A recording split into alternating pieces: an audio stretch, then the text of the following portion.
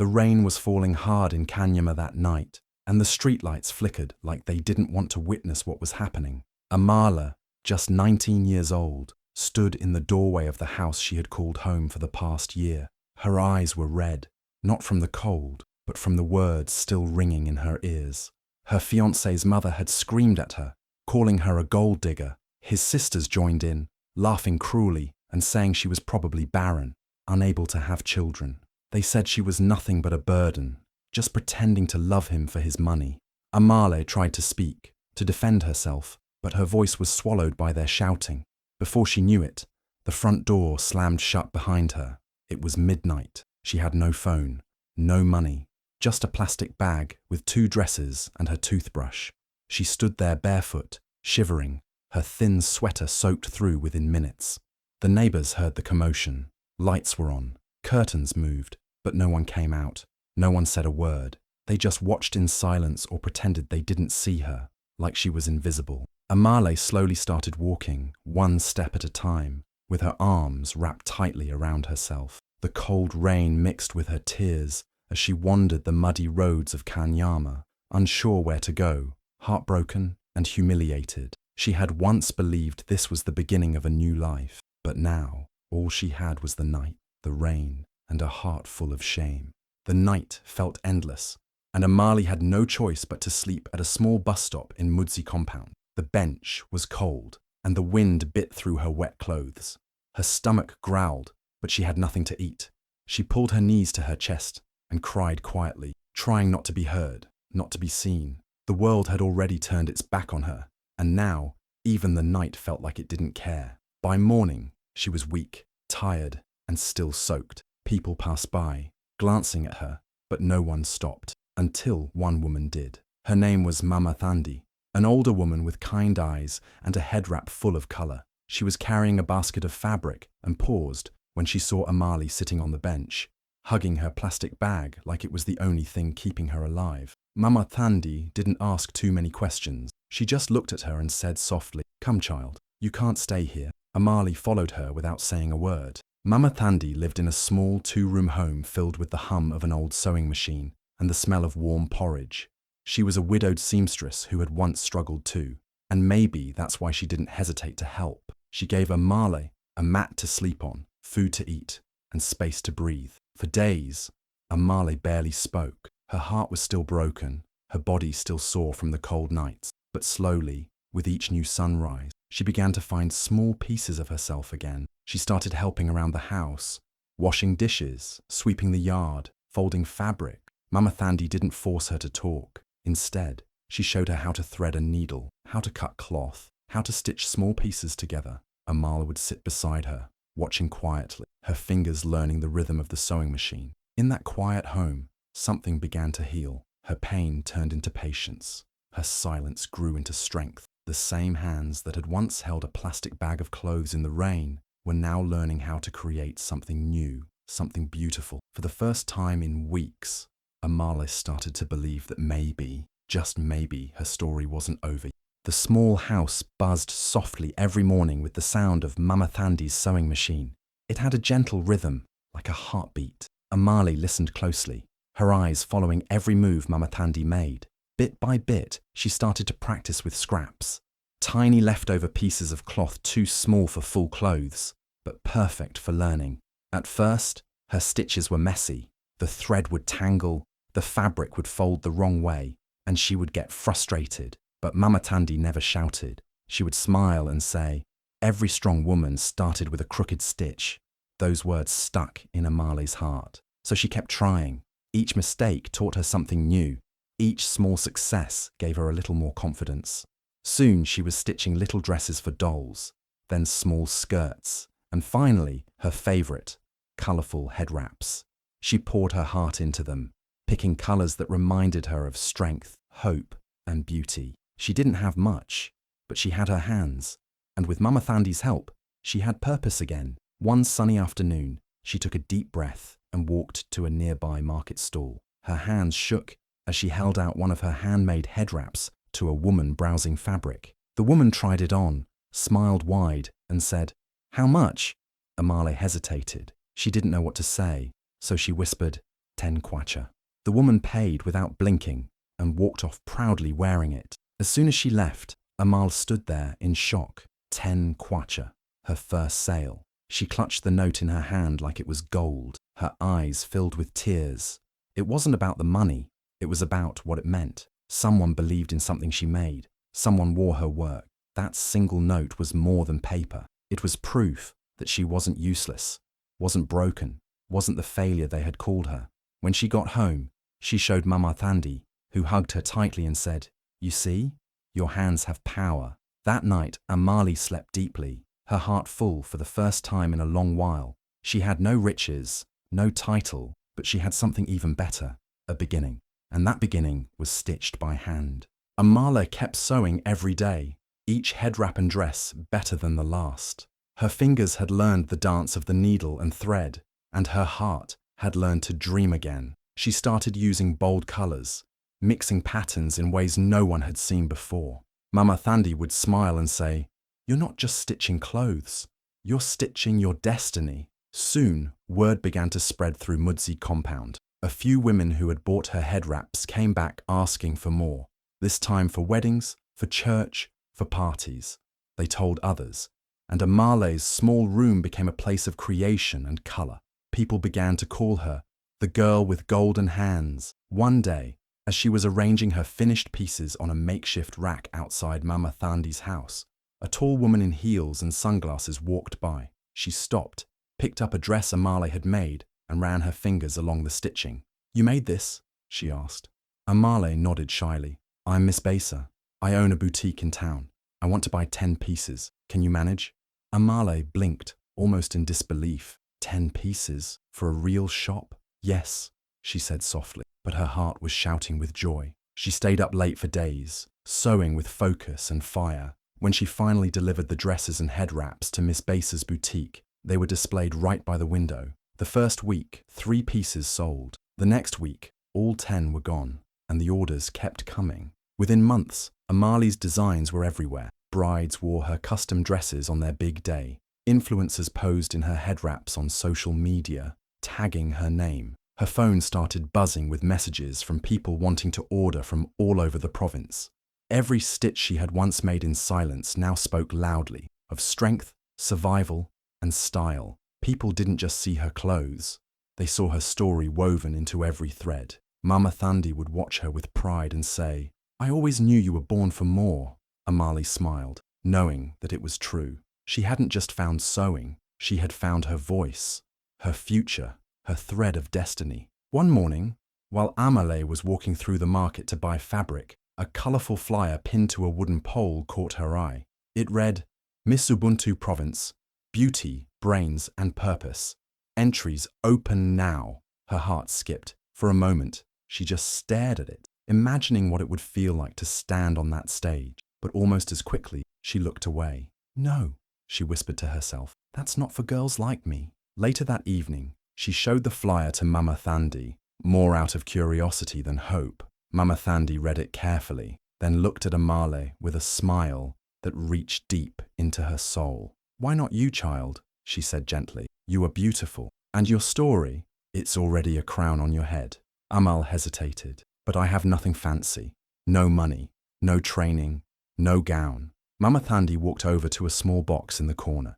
She opened it, and inside was a piece of cloth, old, but still full of life. It was the same cloth Amahle had been wearing the night she was thrown out, torn, soaked, and tossed aside like her. They had saved it, washed it, and kept it folded away. "Then stitch your story," Mama Thandi said softly. "Let the world see what they tried to throw away." Amahle spent the next few days turning that cloth into something new. Every stitch was personal. Every fold, every pleat carried a memory. She stayed up late, sewing in silence, but this time not out of sadness, out of strength. By the time the dress was finished, it wasn't just beautiful, it was powerful. It shimmered with survival. On the day of the audition, she stood in a line of tall, confident girls with makeup and high heels. Her dress was simple, handmade, but carried more soul than any designer piece could. Her hands trembled as she stepped forward. She didn't know if she would win. She didn't even know if she would make it past the first round. But one thing she did know, She was no longer the girl at the bus stop. She was Amahle, stitched back together and ready to be seen. The day of the Miss Ubuntu province auditions had finally arrived. The room was buzzing with excitement, nerves, and camera flashes. Dozens of girls stood in line, wearing their best dresses, makeup perfectly done, and heads held high. Amahle walked in quietly, her heart pounding. She wore her handmade dress stitched from the cloth they once tried to shame her with. No makeup, no fancy jewelry, just her, raw and real. As she stepped into the waiting area, she heard it, the loud, familiar laughter of her past. Her ex-fiancé's sisters were there too, sitting with their friends, their faces painted like dolls, and their dresses sparkling under the lights. One of them pointed at Amahle and whispered loudly, "Is that the girl who was kicked out at midnight? Look at her, trying to be a queen now." They laughed like it was a joke only they understood. Amahle felt a lump rise in her throat, but she kept walking. Her hands were trembling, but her back was straight. She remembered Mama Thandi's words that morning. "They threw dirt on you, but you grew anyway. Now bloom." When her name was called, she walked onto the stage. The lights were bright, and the judges looked serious. She stood in the center, her handmade dress glowing under the spotlight, and then, in a calm, steady voice, she spoke. "My name is Amahle. I was once thrown out into the night with only a plastic bag of clothes. People said I was nothing, but with these hands, I stitched a new life. I'm not here to prove anything. I'm just here to shine as I am." The room went quiet, not a whisper, not a giggle. The judges stared at her, not just at her beauty, but at her strength. Her dress wasn't made of diamonds, but it carried truth. Her story wasn't perfect, but it was powerful. When the results were announced, her name was called among the finalists. Her eyes widened in disbelief. There were gasps in the room. Even her ex's sisters sat in stunned silence. Amahle didn't look back at them. She walked off the stage with her head held high, not for revenge, but because she had finally claimed the space she was always meant to own.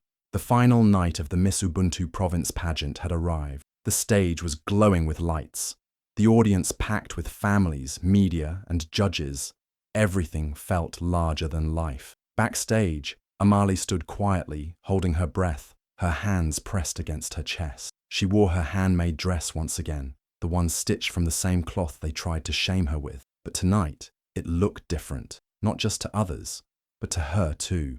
It wasn't just fabric anymore, it was her armor. The moment came. Her name was called for the final question round. She walked onto the stage slowly, gracefully. Her heart was pounding, but her steps were calm. She could hear whispers in the crowd.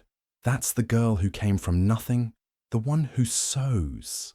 A judge leaned forward and asked, "Amahle, if you win this crown tonight, what would it mean to you?" She took the mic, looked out into the crowd, and breathed deeply. Then, in a voice full of emotion, she said, "I was thrown out like garbage, in the middle of the night, with nothing but a plastic bag. People said I was worthless, but I didn't give up. I picked up a needle. I learned to stitch.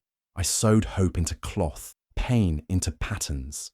And now I've returned, not with revenge, but with gold sewn in my hands." For a second, the room was silent. Then, like thunder, the crowd erupted. People stood to their feet. Some clapped, some cried. Even one of the judges had tears in her eyes. In that moment, Amahle didn't need a crown to feel like a queen, but the crown came anyway. When they announced her as the winner, she stood still, stunned, tears rolling down her cheeks. The same girl who had slept under a bus stop was now standing tall, with a crown placed gently on her head. The crowd cheered louder, chanting her name. As she waved to the audience, her eyes searched for Mama Thandi, who was standing in the front row, crying and smiling at once. Amahle had won more than a title that night. She had won back her voice, her pride, and her place in the world. She was no longer the girl they laughed at. She was the girl with the crowned heart. After the crown touched her head, everything changed. News channels, radio stations, and social media couldn't stop talking about her. Headlines read, "From rejection to royalty," and "Sewing her way to the top." People across the country were inspired. Young girls in villages whispered her name like a dream. Amahle wasn't just a beauty queen. She had become a symbol of hope, proof that even the broken could rise. Reporters came to interview her at Mama Thandi's home. Cameras flashed. Microphones were pushed in her face. Everyone wanted to hear her story. Amahle told it simply, not to shame anyone, but to show that pain doesn't have to be the end. I didn't win because I was lucky, she said. I won because I didn't give up, even when the world turned its back on me. But fame brings back more than just applause. One afternoon, while sipping tea with Mama Thandi, her phone rang. It was an unknown number. She almost didn't answer, but something told her to pick up. "Hello," she said softly. "Amahle." The voice was familiar, older, cold. "It's me, your ex's mother. I just wanted to say, I didn't mean to hurt you. Maybe we could talk." For a long second, Amahle said nothing. Then she took a deep breath. "I appreciate you reaching out," she said kindly. "But I've moved on. The same feet that walked away from your house that night won't walk back to disrespect." There was silence on the other end. Then the line went dead. Amahle put the phone down, not with anger, but peace. She had waited for that moment, once upon a time, when she still carried pain. But now, her heart wasn't heavy anymore. She didn't need apologies. She didn't need closure from anyone else. She had given that to herself. As the cameras kept rolling and people kept cheering her name, Amahle stayed grounded. She still helped Mama Thandi sew, still visited the small market where she sold her first headwrap. Fame hadn't changed her. It had simply revealed the power that was always there. And as the world watched her rise, she walked forward with grace, knowing that no crown on her head could ever shine brighter than the strength in her soul. Amahle could have gone anywhere after winning the crown. Big cities called her. Brands offered her deals. Magazines wanted her on every cover. But deep in her heart, she knew exactly where she was needed. Back home, where girls like her were still being told they'd never be enough. So, she took her prize money and did something no one expected. She opened her very own fashion institute and named it Rainborn Design, a name close to her soul. "Because I was born again in the rain," she often said, remembering that cold, lonely night when she walked barefoot with nothing but a plastic bag and a shattered heart. Rainborn Designs wasn't just a school. It was a second chance for so many girls who had been overlooked, silenced, or left behind. It was a place where cloth became confidence and needles stitched new stories. The building stood proudly in a rural village, painted in bright, joyful colors. Inside were sewing machines, cutting tables, fabrics in every shade, and photos of Amahle's journey on the walls, from the bus stop to the crown. Young girls came in shy, just like Amahle once did, but they left with heads held high and dreams in their eyes. And at the very front of the school was someone Amahle insisted on having by her side, Mama Thandi, her mentor, her second mother. She gave her the title of honorary principal, with her name printed in gold letters by the entrance. When Mama Thandi walked into the classroom on the first day, the girls clapped and stood in respect. Amahle watched with tears in her eyes.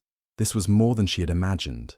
A full circle moment. She wasn't just giving back. She was passing the light forward. Every student at Rainborn Designs received their own kit.